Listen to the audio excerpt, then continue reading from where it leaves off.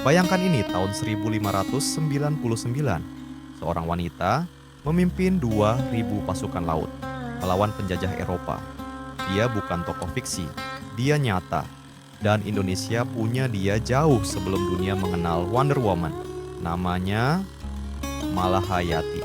Tapi bagaimana mungkin seorang perempuan bisa memimpin armada perang dalam budaya yang sangat patriarki? Dan apa tragedi besar yang mengubahnya menjadi simbol perlawanan? Malahayati lahir pada 1 Januari 1550 di Aceh Besar. Ia berasal dari keluarga keraton Kesultanan Aceh Darussalam, sebuah garis keturunan yang penuh kehormatan dan darah pejuang. Ayahnya adalah Laksamana Mahmud Shah, Panglima Laut Aceh yang disegani, sementara kakek buyutnya adalah Sultan Salahuddin Shah, Raja Aceh kedua yang memerintah dari tahun 1530 hingga 1539. Aceh, yang dijuluki bumi serambi Mekah, memiliki tradisi Islam yang sangat kuat. Sejak kecil, Malahayati telah dididik dalam lingkungan yang religius dan disiplin.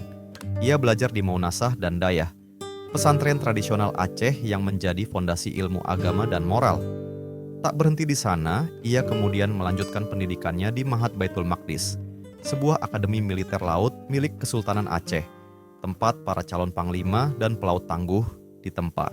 Di sana, Malahayati dilatih langsung oleh guru-guru perang dari Kekaisaran Turki Utsmani. Ia menunjukkan kecemerlangan tidak hanya dalam taktik pertempuran di laut, tetapi juga dalam strategi darat. Dengan disiplin dan semangat yang tinggi, ia menguasai ilmu militer dan keagamaan secara bersamaan, menjadikannya sosok yang tangguh, cerdas, dan berwibawa. Malahayati tumbuh di lingkungan istana dalam suasana yang penuh kedisiplinan dan kehormatan. Sejak remaja, ia sudah mengikuti pelatihan militer laut, mengasah kemampuannya sebagai calon pemimpin angkatan bersenjata. Pada usia sekitar 35 tahun, sekitar tahun 1585, ia dipercayakan memegang jabatan penting sebagai kepala barisan pengawal istana rahasia, sekaligus panglima protokol, di bawah kepemimpinan Sultan Ali Riayat Shah II. Tugas awal inilah yang menempatkan Malahayati ke dalam struktur kekuasaan tertinggi Kesultanan Aceh, bukan hanya sebagai simbol, tetapi sebagai pemimpin sejati. Pada tahun 1586, ia terlibat langsung dalam pertempuran laut melawan armada Portugis di Teluk Haru, Selat Malaka. Meskipun pasukan Aceh berhasil memukul mundur Portugis, pertempuran itu menyisakan luka mendalam. Suami Malahayati, Tuanku Mahmudin bin Said Al-Latif, gugur dalam pertempuran tersebut.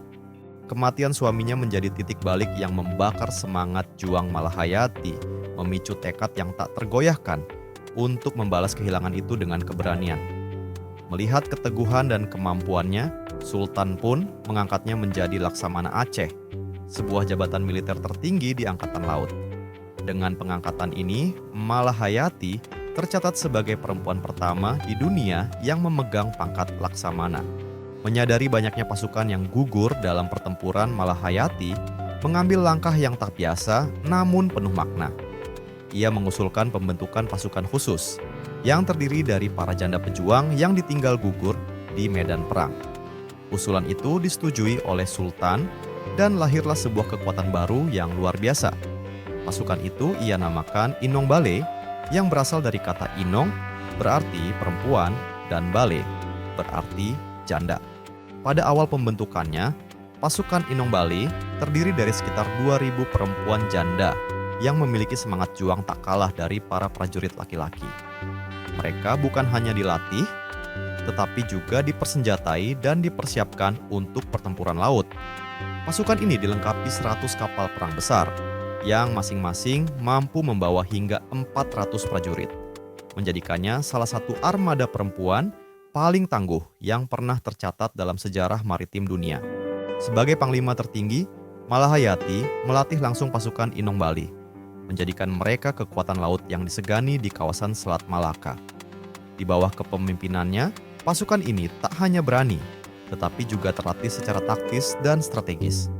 Mereka kerap diterjunkan dalam berbagai operasi militer untuk mempertahankan kedaulatan Kesultanan Aceh, menjaga jalur dagang dari ancaman bajak laut maupun penjajah, serta membangun benteng Inong Bali di Teluk Lamreh, Aceh Besar yang kemudian menjadi markas pelatihan dan pertahanan utama pasukan elit perempuan ini. Armada Malahayati bersama pasukan Inong Bali terlibat dalam sejumlah pertempuran penting menghadapi kekuatan Portugis dan Belanda yang berusaha menguasai jalur perdagangan strategis di wilayah Nusantara. Medan tempur mereka terbentang luas dari perairan Selat Malaka hingga pantai timur Sumatera, bahkan mencapai kawasan Semenanjung Malaya. Dalam setiap pertempuran pasukan ini menunjukkan keberanian luar biasa sekaligus kecerdikan taktis yang membuat musuh segan. Pada tahun 1586 di Teluk Haru, perlawanan pertama Malahayati melawan Portugis terjadi di tengah lautan yang penuh darah dan keberanian. Meski armada Aceh berhasil mengusir Portugis dari perairan tersebut, pertempuran itu memakan korban yang sangat berarti bagi Malahayati. Suaminya, Tuanku Mahmudin bin Said Al-Latif, gugur dalam duel sengit melawan pasukan penjajah. Kematian suaminya menambah tekad Malahayati untuk menuntut balas. Dan dengan penuh kehormatan, ia menggantikan posisi suaminya sebagai Laksamana, memimpin pasukan Aceh menuju kemenangan. Pada 11 September 1599, armada Inong Bale menghadang dua kapal perang Belanda yang mencoba menyerang Aceh Besar. Dalam pertempuran sengit yang berlangsung di laut, Laksamana Malahayati terlibat duel 1 lawan 1 dengan Kapten Cornelis de Houtman, pemimpin armada Belanda. Duel itu berakhir tragis bagi de Houtman yang tewas tertusuk rencong, pisau tradisional Aceh yang menjadi simbol keberanian dan kebanggaan.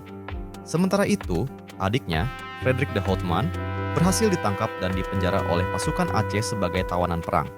Setelah pertempuran, Raja Belanda mengirimkan permintaan untuk membebaskan tawanan perang, termasuk Frederik de Houtman. Sultan kemudian mengutus Malahayati untuk melakukan perundingan diplomatik. Dalam perundingan tersebut, Malahayati tegas menyatakan syaratnya. Belanda harus membayar ganti rugi atas kerugian perang yang mereka timbulkan sebagai tebusan agar tawanan dibebaskan.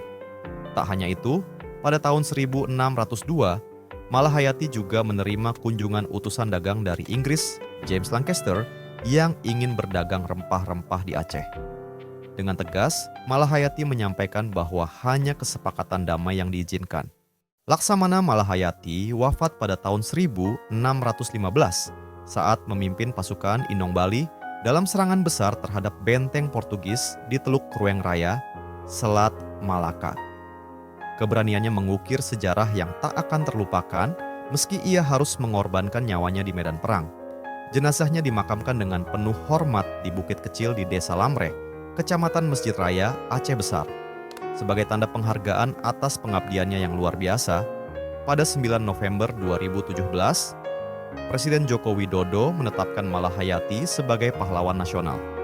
Nama Malahayati diabadikan dalam KRI Malahayati, kapal perang TNIAL, yang siap menjaga kedaulatan Laut Indonesia, serta pelabuhan Malahayati yang terletak di Desa Lamreh, Aceh Besar.